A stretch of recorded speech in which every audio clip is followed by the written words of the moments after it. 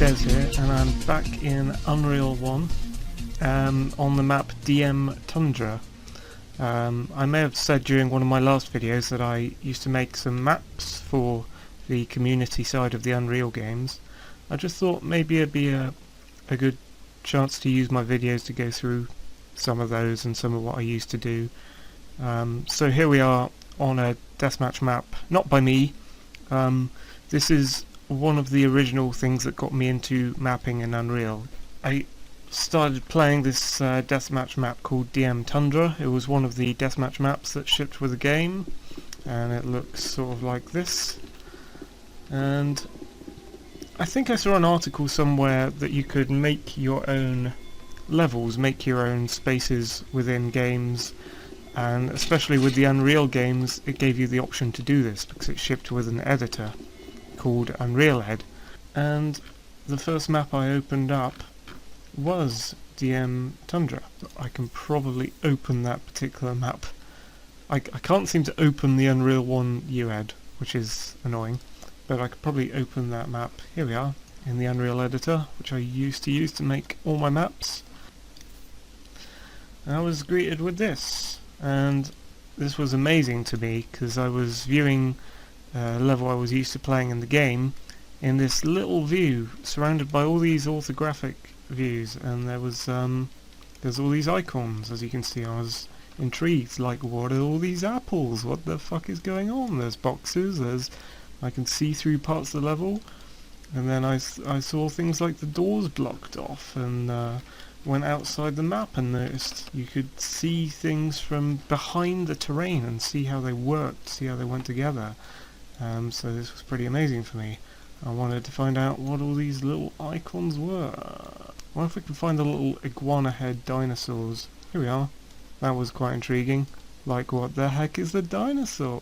That one's a lift exit in this case. It was pretty amazing to see that I could get behind the scenes of a level. After a while I started playing around and realising I could change things in the world. I thought the world was kind of fixed and it was read-only, sort of. I thought the developers had created things that couldn't be touched, couldn't be changed, but apparently you could. Once I saw that I was like, wow, I've got to make my own worlds, you know. So I remember the DM Tundra thing quite clearly as the starting point for when I made maps in Unreal.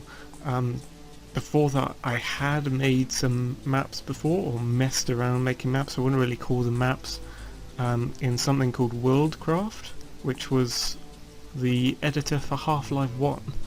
I'd made some really terrible maps. They were just like boxes with just random cubes floating around that you could jump on, and there was like a monster factory that just spewed scientists to their death from a height.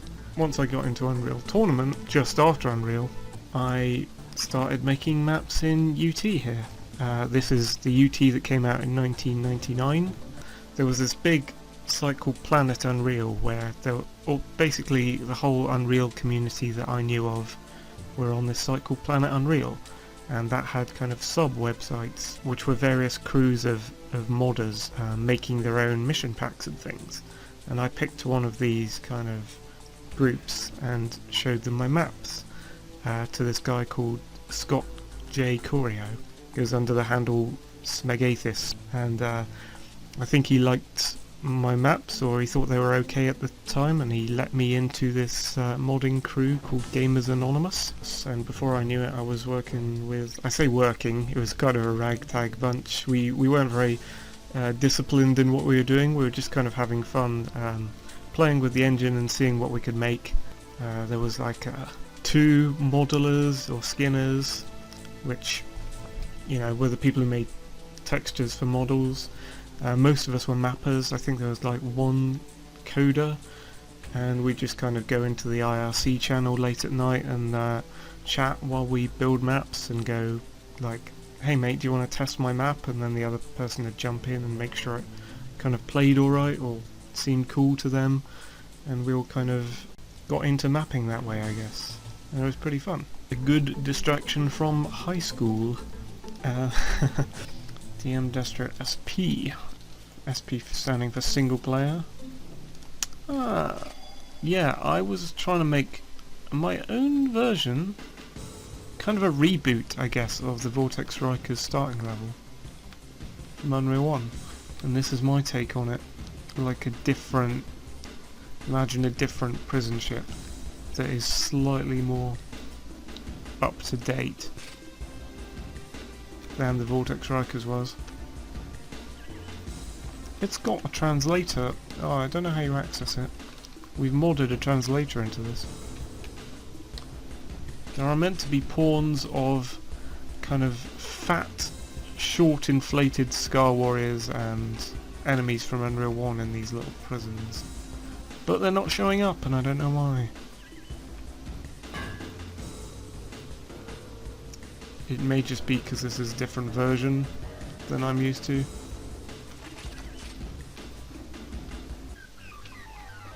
Mood music.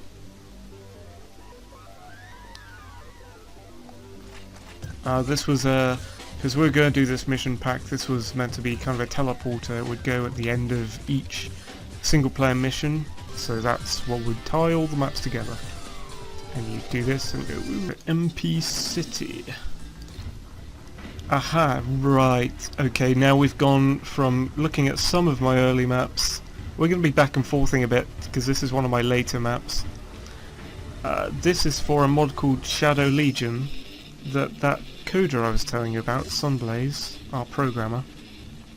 He wanted to make a mod, and this was one of the maps I made for it.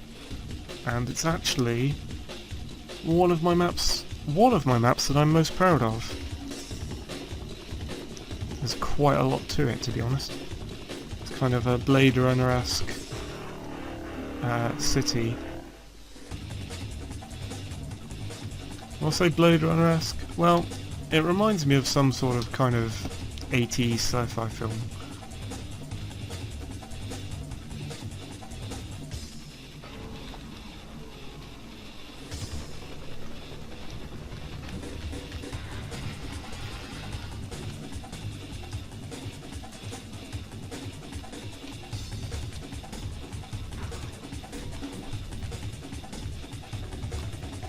I made a prefab spiral staircase around here, which took ages.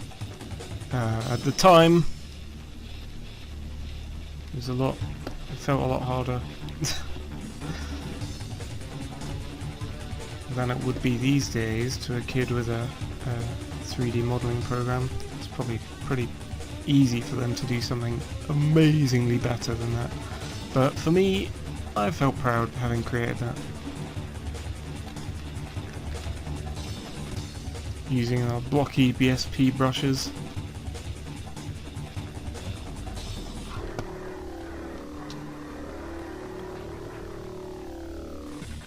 Don't mind me just walking around a bit. I haven't seen this in a while, and it's kind of nice. I like the setup. It's, you're in the city, surrounded by concrete, playing on one street. I think actually this was partly inspired by Max Payne, which I was playing at the time. Can I get anywhere down here? Come on, man! If I had double jump from UT 2004, that would be a lot easier.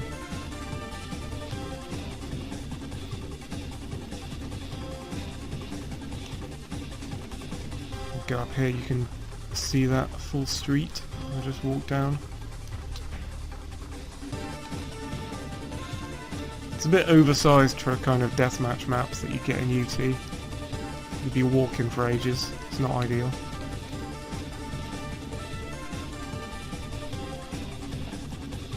So this is a big map. Yeah, that's the extent of it. So right, so DM Endothermic. We are jumping ahead, way ahead now. This is one of my completed maps. One of my 2 completed deathmatch maps. I think I can safely say I've only fully completed 2 deathmatch maps. One's called DM Incredible. That's not arrogant. It's the Incredible Heat Furnace. It's like a ironworks. This is DM Endothermic, which is a space station. And I don't... Okay, maybe it's not that finished because it hasn't got a music track. Yeah. Anyway, so... You're in a space station.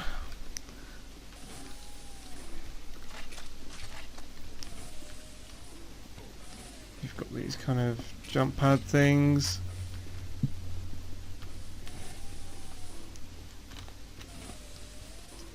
Visually, I was very pleased with it.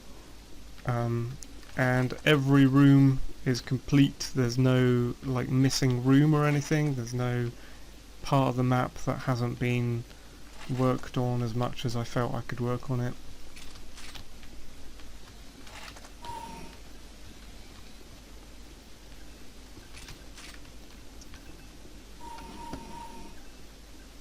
Bits of it are Unreal 1 inspired. There are figure of eights. So this leads back to where I was before. Figure of eights are an important part of deathmatch map making. You don't want to make dead ends in your map. You want to make sure you have more than one exit. More than one exit to every room, so that, you know, players have lots of choice about where they can go. DM Gore On Us. This is an interesting level. I quite like it. It is still in my noobish period, but it's one of my better maps from my noobish period. Really interesting skybox I just made by fiddling around. I think that's actually a Redeemer flare. Like a, it looks quite like a nice sun, like a pulsar style sun, but it's actually the back end of a Redeemer, just facing you from the skybox. I don't know what I was thinking with that giant fall you have to take. I assume a weaponsman are spawned there.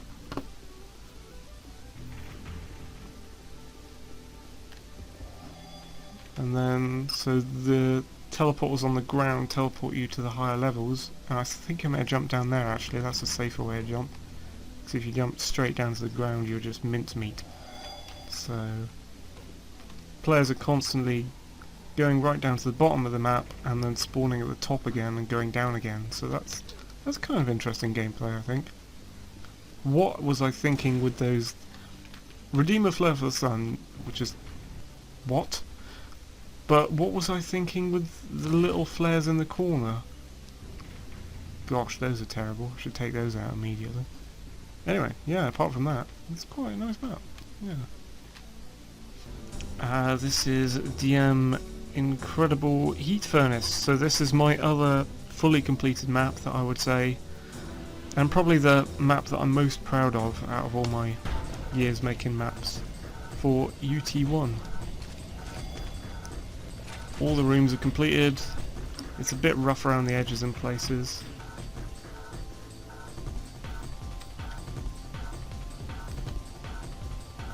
It's quite a fun map though. Visually, I think I did a lot with it that I was pleased with.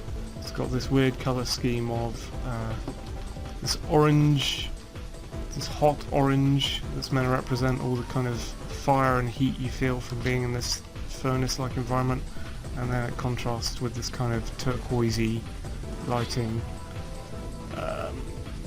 because outdoors there's a turquoisey sky.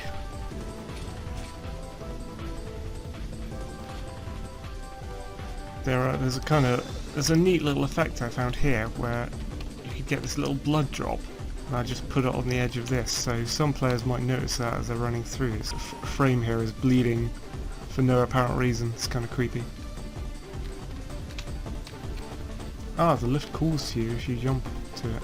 That's cool. Bit of grass, old style grass, and here's the main arena. So you can go around this outer donut ring here, go around this inner donut if you want to evade people, which is blue. And you can fire, you can't fire through these grills, but you can fire through these grills, which is kind of nice.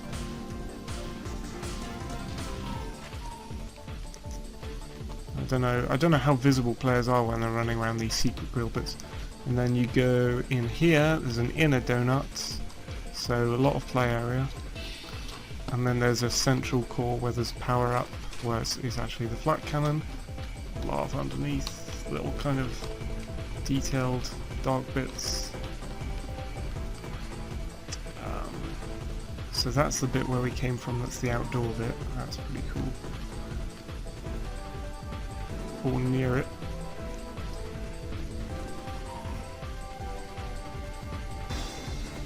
This little tube takes us round, takes us up, round again. Oh, there is this one room here.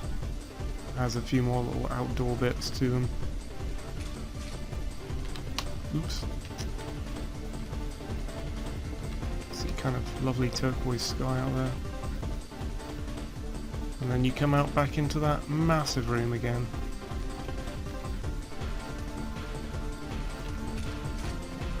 Yeah, I'm pretty pleased with that map. That's like the most completed and the one I'm most proud of that I made in UT1.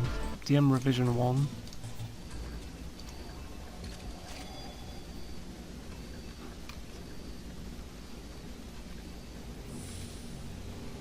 I think I was trying to make a single player map here. Oh cool, the computers do something. That's kind of clever. That's like the trap and heal pod.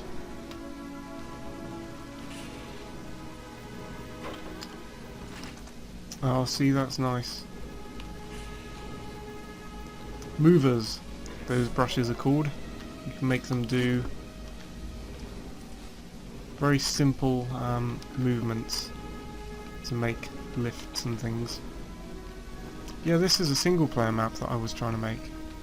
Yeah, I'm kind of proud of this. I'm not sure.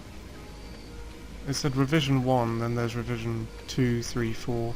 So I'm not sure how finished this is. But it's cool to see it again. Yeah, I remember all this. It's got. I was really trying to go for a sense of atmosphere. Like try and make my own Unreal 1 map. That's meant to be a scary energetic reactor core. Didn't quite get that across. Very limited effects to work with. Oh, bad texturing.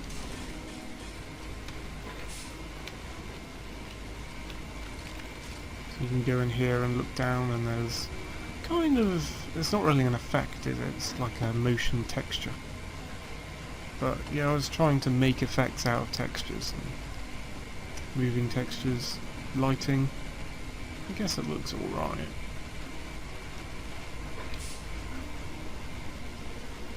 Bridge. Yeah, so we're in a, you can tell we're in a spacecraft. Some really basic prefab chairs. We're in the mountains, flying over.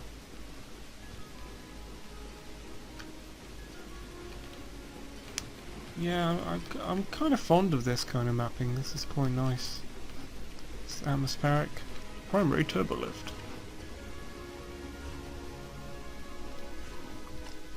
There might be meant to be monsters in this, but I don't think they'll spawn. Docking area. What's back here?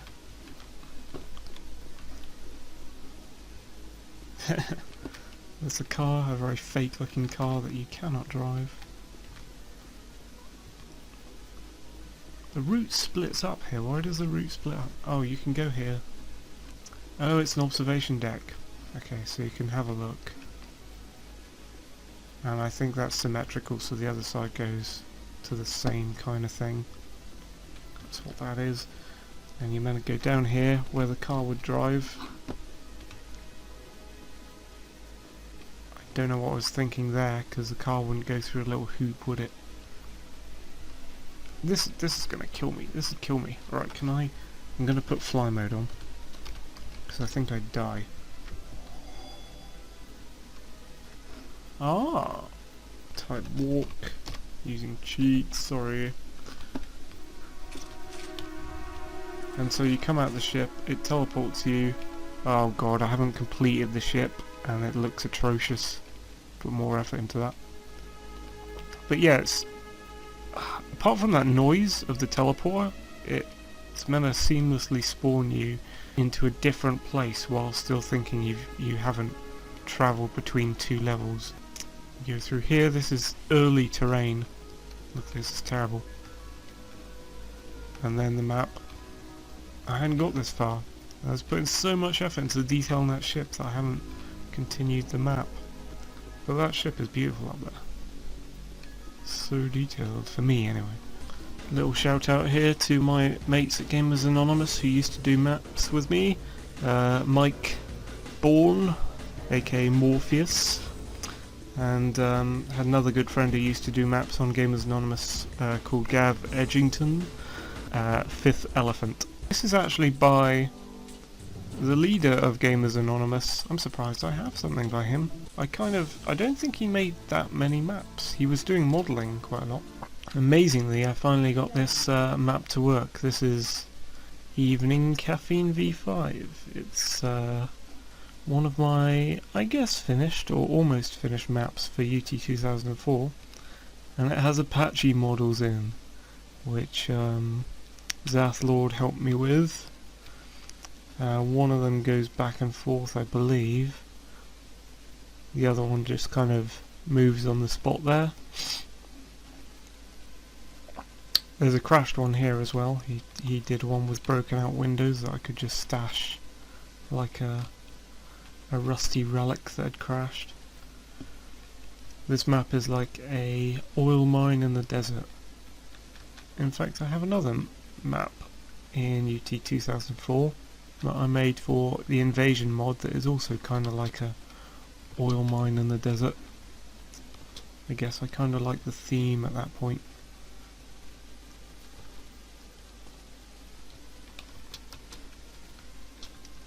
You do get stuck on some of these meshes, the bridge there.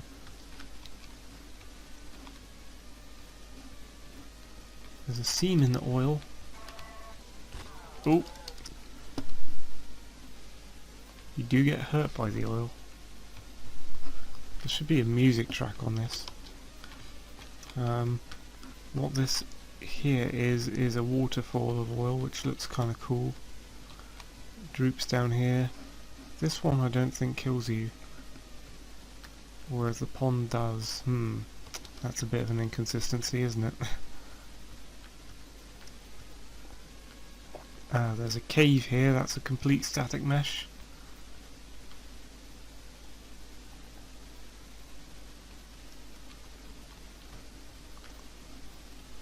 And this takes us, this is another exit to that part. There's the cave we entered. This goes down, links up to the cave on the side there, but also takes you down to a lift where you can do a lift jump. The lift's quite fun.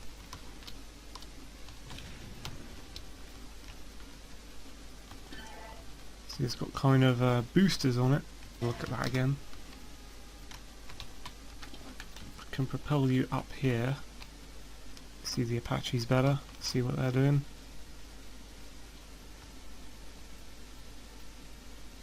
I like that one tilts forward before it goes. This is kind of a really fake way of me getting vehicles into my map. If you lift jump too high, because you see it's lined up with the rotors of the Apache, it can jib you. There we go. Yeah, so we've been there, haven't we? Let's go across here. Oh, there's another route you can take down here.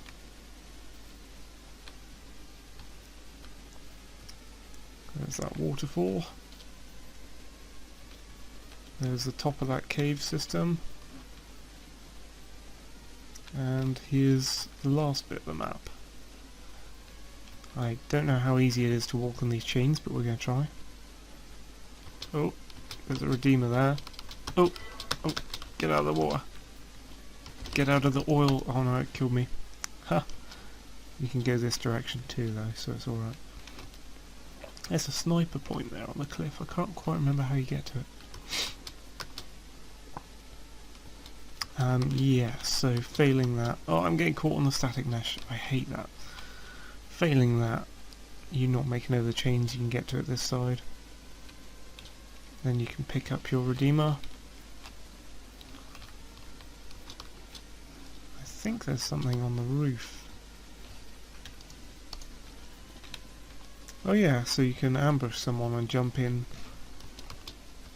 And then I'm not sure how you get to this sniper point other than translocating. There's probably a way. but you've got a little lightning gun there, and you can see a lot of the map from up here. It's kind of weird dead plants everywhere. I don't know if these sorts of plants grow in the desert. There's kind of like an autumn tree here, which I quite liked. It's kind of like that weird, like putting something where it doesn't belong. Very unreal. And then the cave actually comes out somewhere around here as well. Oh, oil drums. Yeah.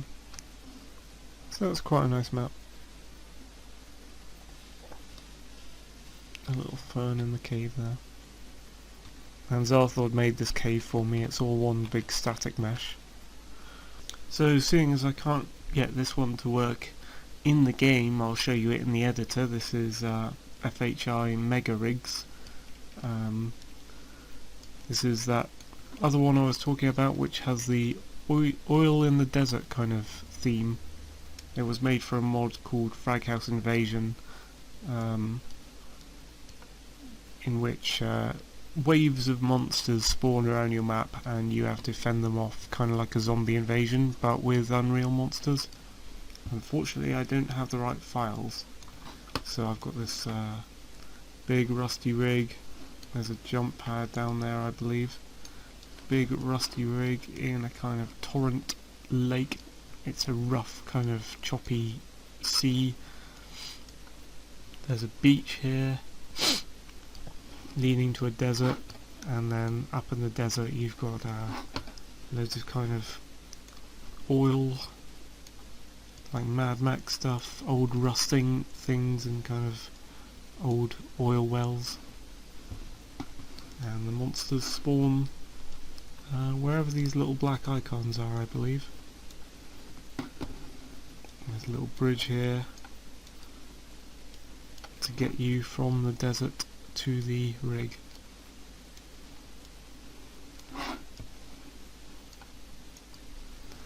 And then you can choose different places to defend the level from.